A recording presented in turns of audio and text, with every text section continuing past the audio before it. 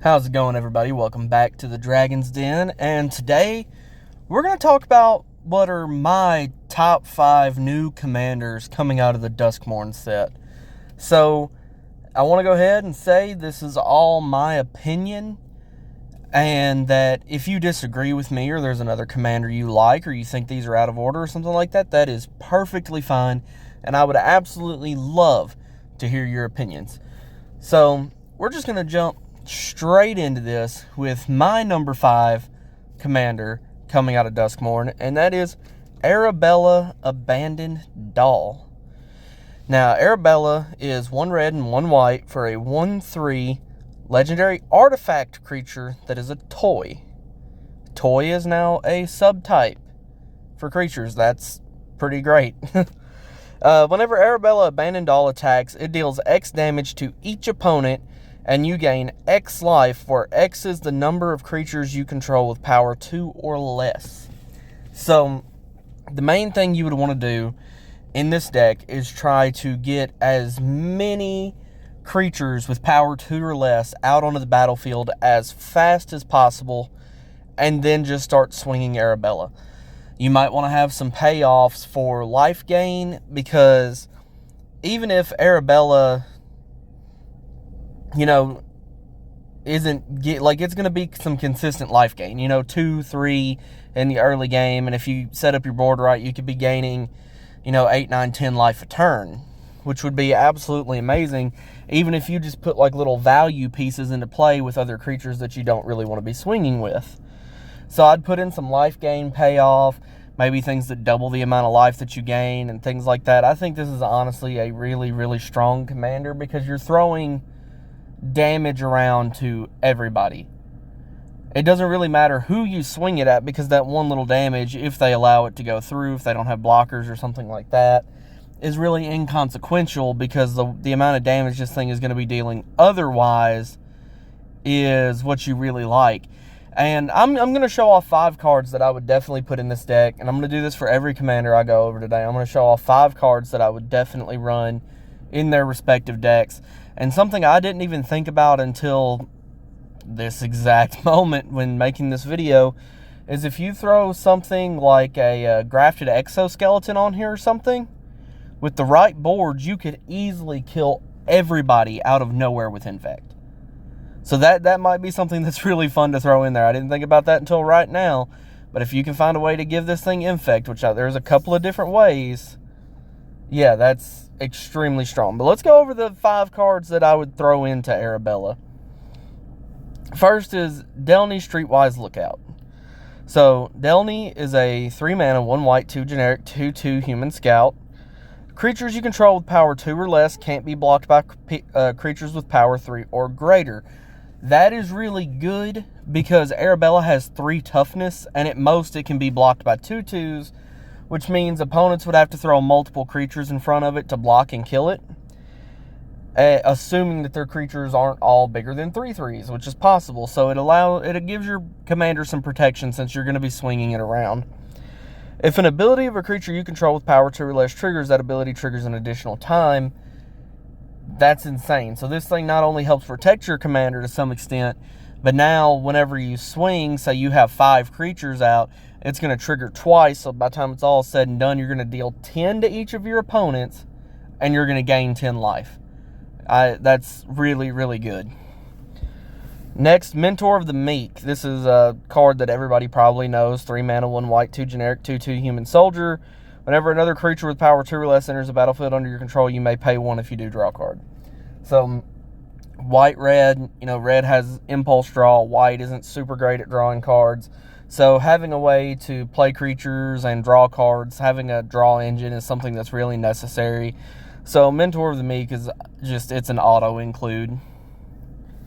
Next, we have Whon Zenith. I think this could be really fun later in the game. So say you've been blown out a couple of times and you're just trying to bounce back and everything else.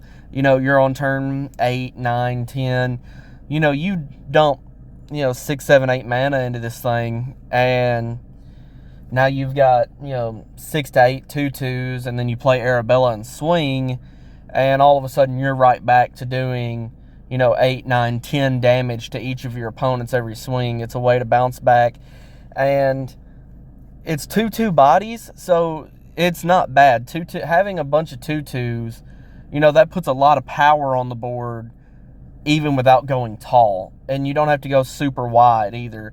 So if you make 8 of these, you just threw 16 power on the board on top of all the damage that you're going to throw out. So a way to make a bunch of 2/2s at one time, extremely good. Next is Panm Monicon, Thousandth Moon. So it is 1 white, 1 red, and 1 generic for a 1/2 human soldier. Whenever you attack with 1 or more non-gnome creatures, put a +1/+1 counter on Panm Monicon, then create X 1/1 colorless gnome artifact creature tokens that are tapped and attacking, where X is the number of +1/+1 counters on Panm Monicon. So what you do is, whenever you swing with Arabella will trigger. Panm Monicon will also trigger. You resolve the Panm Monicon trigger first, and you'll put, 2, 3, 4, so on and so forth gnomes in, and it causes a situation where this snowballs really, really fast. If Panm Monicon is allowed to stick around with Arabella over, 2 or 3 turns, it snowballs to a crazy extent, to where you're dealing just massive amount of damage and can just outright win over that 2 or 3 turn stretch and gain just a ton of life. So this is honestly definitely another must include. And lastly, Secure the Waste. 1 white and X. It's an instant, put X 1/1 white warrior creature tokens onto the battlefield. This is in here for the same reason that Whon Zenith is. It can honestly be used very sneakily with it being an instant, where you get Arabella's trigger on the stack, and then you dump all your mana into this, and all of a sudden you have way more small creatures than people thought you did, and you're just dealing a massive amount of damage out of nowhere.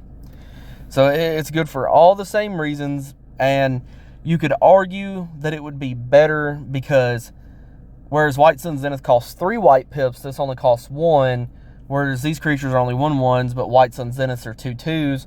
So having 2/2s over 1/1s is honestly better, but with Arabella, having more 1/1s than you do, is honestly better too. So I'd say both of these cards are automatic includes and absolutely great in this deck. So let's get to our next commander. The Jolly Balloon Man, another Boros commander. 2 great Boros commanders coming out of this set. 1 white, 1 red, 1 generic, 1/4 human clown. It has haste.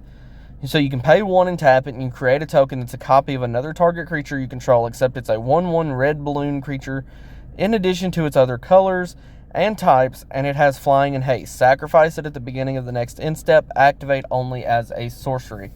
So what you want to be doing with this deck is it cares entirely about creatures that do things when they enter or leave the battlefield.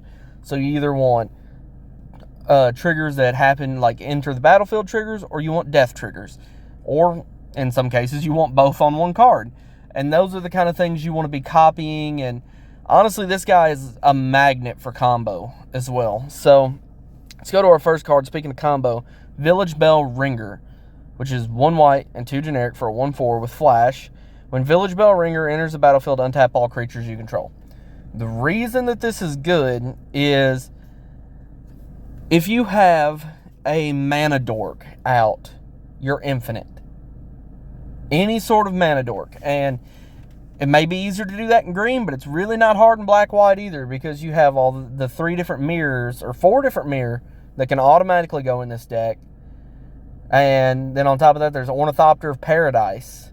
And I'm sure there's some others that are escaping me at the moment, but it's not hard to find a creature that taps for mana in colorless. And if you do that, you tap your creature for colorless, use that to activate Jolly Balloon Man, you make a copy of Village Bellringer, you untap them. Now you have a 1/1 hasty Village Bellringer, and then you repeat this process infinite times and swing out and kill your opponents. That's not the only infinite combo you can put in this deck by any means, but it's honestly, I think it's my favorite out of all of them, because you don't see Village Bellringer a lot. Next is Sad Robot, Solemn Simulacrum. 4-drop 2/2, gets you a basic when it enters and draws you a card when it dies.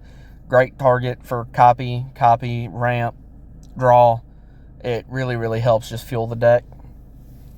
Skull Clamp is another thing, is you're making 1/1s. So even if you're making copies, so say you copy your sad robot, you go to your second main, rather than just sacrificing it at the end, you can go ahead and Skull Clamp it and draw 2 cards on a creature that you're going to be losing anyway. Panm Monicon. Again, we care about creatures that have enter the battlefield and death effects. So having good enter the battlefield effects, Panm Monicon is, obviously it's an auto include. With your Village Bellringer, not only do you make infinite flyers, but now you can also make infinite mana if you'd rather do something with that instead. You know, and then you can double up on things like your sad robot to go get 2 lands, or, you know, other cards that might gain you some life or draw you some cards, or exile something like a Skyclave Apparition would be another card to put in here as far as a piece of removal. You copy that with Village Balloon Man, or with the Jolly Balloon Man, not the Village Balloon Man, the Jolly Balloon Man. You exile something, and now you exile 2 things. So, you know. And then Atsushi, the Blazing Sky, one of the Kamigawa dragons. 2 red, 2 generic, 4/4 dragon spirit with flying and trample. So 4/4 flying trample. When it dies, you choose 1. Exile the top 2 cards of your library until the end of your next turn. You may play those cards. So some impulse card draw when it dies, or create 3 treasure tokens. Ramp when it dies. So you could, in a sense, go mana positive on this. So you tap your Balloon Man, make a copy, hit somebody for 1, sacrifice it, Skull Clamp it, do whatever with it, and then make 3 treasure tokens, or have some impulse card draw. Either way, the death effects on this are really, really good. So, let's move on to the next commander. The Mind Skinner. This thing is extremely fun. So, 3 blue for a 10/1, and it's a nightmare. Yeah, it really is a nightmare. The Mind Skinner can't be blocked, so it's unblockable without having the keyword unblockable, so that might matter. If a source you control would deal damage to an opponent, prevent that damage, and each opponent mills that many cards. So obviously, this is a mill strategy. Mill can be fun, but I think this is a more fun mill because it's mill that's incentivized through combat, but that doesn't mean you're not still going to run some of the mill staples, so let's get to some of that. Bravic the Grandiloquent, I think. Anyway, 1 blue, 2 generic, 1/4, human advisor.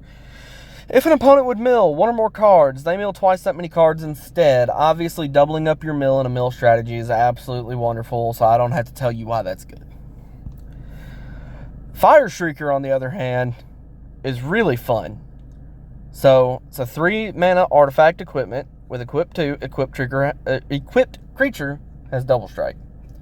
You throw this on your commander, it's unblockable, you swing it, double strike, you mill somebody for 20.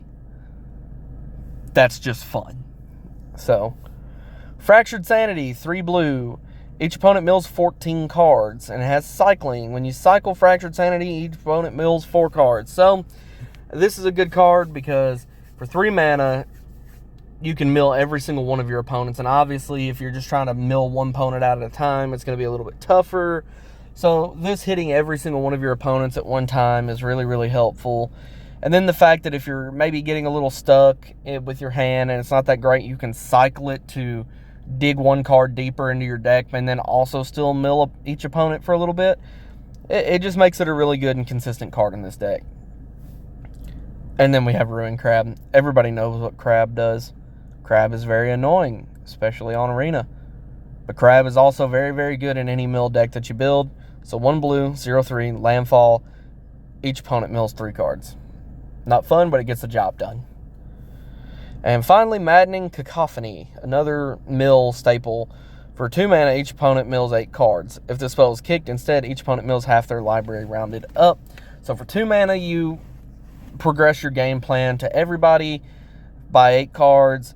If you kick it, you mill half of everybody's libraries, which if you mill half of everybody's libraries, that gets you way, way closer to actually winning the game if you end up paying it for that kicker cost. So, obviously, very good card. Next, we have Valgavoth Terror Eater, which is 3 black and 6 generic. Big, big, big 9 mana cost. But I think the payoff is worth it. So, it's a 9/9 Elder Demon with flying and lifelink. Ward, sacrifice 3 non-land permanents. That is crazy. So if you're oppressing your opponents in the right way, they may not even have 3 non-land permanents to target this thing. So then, if a card you didn't control would be put into an opponent's graveyard from anywhere, exile it instead. That anywhere is really important. So wiping the board, all those creatures go. Disrupting your opponent's hands with things like Thoughtseize and discard effects. They go to exile. Mill. You mill your opponents. They go to exile. And then it says, during your turn, you may play cards exiled with Valgavoth. If you cast a spell this way, pay life equal to its mana value rather than pay its mana cost. So, you're paying life for spells. Everybody knows that paying life for spells is good. But now you're paying life for your opponent's spells. And the fact that you can mill your opponents, discard their cards, do any number of things to very, very, very quickly fill the graveyard, or very, very quickly fill exile, and then just pay a bunch of life. Then if you have something like Aetherflux Reservoir out, or even him as a 9/9, gaining you 9 life every turn, you can cast up to 9 mana of your opponent's spells every turn for free. So, let's get on to the cards that are going to be in here. Some of them. Mind Crank. So, 2 generic. Whenever an opponent loses life, that player mills that many cards. So, all of your opponents, they start hitting each other. They mill cards. They go to exile. You get to play them. You hit somebody with your big 9/9 demon. They mill 9 cards. Those cards go to exile. You get to play them. I mean, it mills your opponents, and it really feeds into your strategy. It's absolutely great. Meathook Massacre 2. This is something I wanted to throw in here. It's a new card, and it's also really fun. So, 4 black and double X. It's a legendary enchantment. When Meathook Massacre 2 enters the battlefield, each player sacrifices X creatures. Whenever a creature you control dies, you may pay 3 life. If you do, return that card under your control with a finality counter on it. So if you want to keep all of your creatures, you can pay the life to do so, which this deck kind of all functions around paying life. Whenever a creature an opponent controls dies, they may pay 3 life. If they don't, return that card under your control with a finality counter on it. So now you can either, your opponents can either say, I'm not going to pay the life, here's my creatures. Or, I am going to pay the life, here's my creatures. You just have to pay life to get them now as well. So, obvious include, in my opinion, Breach the Multiverse. 2 black, 5 generic for sorcery. Each player mills 10 cards. We know why mill is good. For each player, choose a creature or planeswalker card in that player's graveyard. Put those cards onto the battlefield under your control. Then each creature you control becomes a Phyrexian in addition to its other types. So, at worst, with Valgavoth out, you're milling your opponents. On average, in a 4-player pod, you're going to mill 30 cards. And you're going to get access to new toys out of all of those, which is good on its own. But then the fact that if Valgavoth is not out and you still get your opponent's permanents is also good. So this is good whether he's out or not. Breach the Multiverse, instant include. You want to gain some life? Exsanguinate will help. You need life to pay for these free spells. 2 black, 1 X. Each opponent loses X life. You can gain life equal to the life lost this way. So, obviously, you want to be hitting your opponents with your commander. You want to be whittling your opponents down. Well, Exsanguinate is a way that you can say, even if you pay in one turn, you have Valgavoth out. You have a bunch of cards in exile that you can play. You dump all your mana into Exsanguinate, and it's like, okay, I'm going to drain each of my opponents for 8, right? And I'm going to gain 24. And now I can spend that 24 life to cast a bunch of spells. And that's the same reason Grey Merchant is in here. It enters the battlefield and your opponents lose life equal to your devotion, and then you gain all that life. So, Grey Merchant is in here for the same reason Exsanguinate is. You want to have some life gain other than your commander to kind of bolster your life total to be able to cast those spells for free. Now, our last and best commander is Marina Vril, a 5-color commander. The first 5-color commander I've liked in a while. So obviously it costs Wooburg. It's a 3/5. It's a human warlock.